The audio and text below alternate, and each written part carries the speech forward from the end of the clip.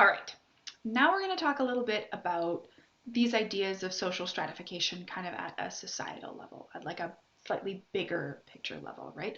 Because when we talk about social mobility, we're usually talking about the individual, and now we're going to sort of talk a little bit broader. So one of those things is about the conversations of high, middle, and lower classes. We can get a whole bunch of different like variations in that. And like you can talk about the 1%, you can talk about the plutocracy, you can talk about all kinds of things like that. I'm not super worried about that. Your book does a pretty good job of talking about sort of the factors that identify that. One of the things that I do want to sort of capture um, is the idea that these are not neutral positions. In that, and we could get into this a whole lot more, and there's lots of classes that do this, but there is a moral and identity component. I don't want to say moral because it's really just that people feel like it's a moral thing. There's no like objective measure of that. But it's sort of a conversation about what feels good for people to identify as. And when I say that, one of the things that I mean is that as far as it goes, something like 80% of the Canadian population identifies as middle class. Okay. And from sort of a pure classification perspective, that is not helpful, right? Because there are significant material differences between the life experiences of people like who are earning the least and classify themselves as middle class and those who are earning the most and classify them as middle class. And there's a lot of sort of ideas about value and that sort of question about avoiding downward social mobility, right? From like a sociological analysis perspective, there are lots of jobs and lots of positions that used to be middle class. So factory work is a really great example of that, right? In an era where factory work is relatively well paid and all unionized, you probably do have sort of a middle class life in that context, where you sort of decrease unionization and you decrease relative compensation largely because jobs are moving overseas and that sort of stuff. You might still be working in a factory, but like from a sociological perspective, like that's working class, which is sort of where Marx originally started with that. Um, but if you claim that you are working class and your parents did the same job as you and they were middle class, that feels like downward social mobility, so you're unlikely to do that. And then another piece that's important there is the conversation around sort of identifying as upper class. And that is also sort of like a moral identity piece, because when we start talking about middle class in a contemporary context, that has often become a sort of terminology that just means like people who earned what they have, right? And there's a whole lot of conversation about, you know, how much did you earn if your parents paid for school and your parents loaned you a bunch of money and all that sort of stuff. But if you want to feel better about yourself, you probably want to think about yourself as having earned everything you have. So you have people who are earning $300,000 a year. Um, and that seems like an incredible amount of money to a lot of Canadians who still classify themselves as middle class. And they do that because that allows them to sort of put themselves in that position about, well, I still work for my money and it's not that I inherited wealth. So, you know, even if they did, if they inherit a bunch of money from their family, like if they're still working and they perceive that as being an important part of their identity, they still identify as middle class. And I wanted to sort of play into that because I wanted to sort of highlight that a little bit because it's really easy to treat those categories as neutral, right? To treat those categories as like, oh, this is an objective measurement and I can determine if someone is upper, middle, or lower class. And the reality is that's a lot harder to do than you think it is.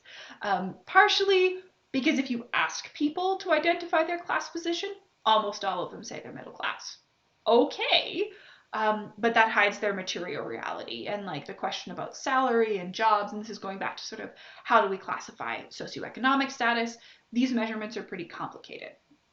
And the questions about income, right, which is one of the ways that we often use to measure class in this sort of context, get even more complicated. So I was talking about the idea of someone who's earning $300,000 a year and thinks about themselves as middle class. And that is an incredible amount of money to a lot of people. Okay? But the experience of earning $300,000 a year, of having an income of $300,000 a year, is quite different if, for example, you had to buy a house in Vancouver, right? And for those of you who are not familiar, the average price of houses in Vancouver and Toronto just went over $1 million this year, okay, or a couple of years ago. So like an average house price in Vancouver or Toronto, upwards of $1 million. So $300,000 a year is now a lot less than that. Now looks like a lot less than it does, for example, say in Edmonton. And for example, if you borrowed $400,000 or $500,000 to be able to enter your profession, which is not all that uncommon for people who have, for example, MBAs or have gone to med school or law school, which are some of the careers that can lead you to that kind of income, especially if you then sort of talk about being like in a relationship with someone else. So you're not talking about carrying just, $400,000 for school and $800,000 for your sort of like housing. You're talking about carrying $800,000 for two sets of for two educations, and then another $800,000 on top of that. So $300,000 when you owe $1.6 million feels really different than $300,000, for example, when you are living in a house that your parents gave you, you never had student loans, and you're able to use your parents' vacation home and private jet all the time because you inherited, property and a stock portfolio worth a couple $1,000,000, right? Like those experiences are super, super different. And I mean, we'll talk about that. You'll see it on the discussion board about like, hey, what about the difference between going to school with student loans and without them, right? Like that's a very different experience too.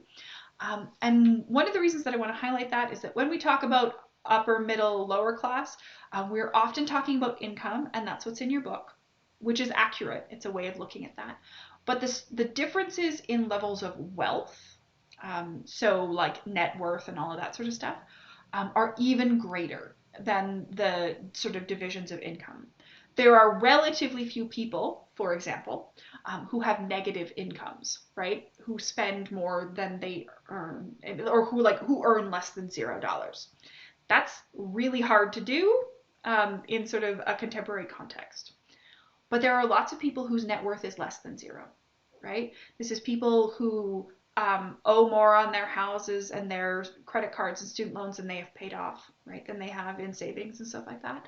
And also, right, there's sort of like a certain kind of cap, right, on how much money people are going to earn in any given year, right? The number of people who have $1 million in the bank is very different. And like you can sort of amass higher sums of wealth, especially if you look at sort of generational transfers, right? In terms of when you inherit money and that sort of compounds over time. So the differences in wealth are quite a lot wider. And I just sort of want to talk a little bit about that sort of question of inheritance when we're going in briefly to sort of systems of stratification. And your book talks about sort of two. They talk about closed systems of stratification, where there's very little or no movement between positions in the social hierarchy. So between, for example, people at the bottom of the social hierarchy, like you're born into this class position and you're going to stay there, or you're born into this sort of position in society and you're going to stay there your whole life and your children will have the same position. Or open systems of stratification where, at least conceptually, the class that you were born in doesn't necessarily determine the class you wind up in, right? If you were born into a lower class position and you work really hard, you can move up. If you were born in an upper class position and are really bad at everything, you can move down, or at least that's the idea. Generally speaking, one of the things that I want to talk about here is sort of a rhetorical piece that comes back to our ideas about how we understand class and all this other stuff, which is to say that often it is, no, not often, it is much easier to talk about moving class positions, to talk about social mobility, than to actually experience it, okay? The reality is that in both closed and open systems of stratification, we have quite a lot of social reproduction. There's quite a lot of people who wind up in essentially the same position as their parents did, even if in theory there is the option of them winding up elsewise. And part of that has a lot to do with sort of those questions about socialization and high and low culture that we talked about earlier on in the semester, in terms of occupying a high class, like a higher status position, comes with cultural expectations, comes with behavioral expectations, comes with knowledge expectations.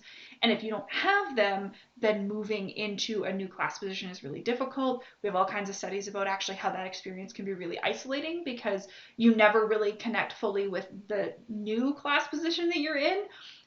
But you also lose an important connection to sort of your home class position, because you don't really fit in either world anymore. Um, so I want to highlight that like even when we have open systems of stratification, the movement process is actually quite difficult. There's a whole lot of work in sort of postmodern theory around discourses and what the value of talking about class mobility, even when it doesn't exist in reality for a lot of people, might be, in terms of maintaining the status quo and how it changes how people behave in the world around them. Okay, so that's like my brief introduction piece to this sort of classification and like how we measure this, which is to say it's really complicated, and social class, like, and social mobility is hard. Um, I don't want students to feel like any of this is easy. It's not, because what it's asking you to do, what social mobility is asking you to do, is essentially to change a whole bunch of the assumptions that were socialized into you, right? All of those norms and expectations you have about the world, you're trying to change them. And you're trying to change them without the benefit of being able to be a child in that environment. And the reason that I mention that is that we kind of expect kids to make mistakes and not be able to follow the social rules. So we don't often punish them when they get it wrong. But if you're an adult and you get those norms wrong, you're marked sort of more immediately as you don't belong. So there's some really serious and really important challenges in that space.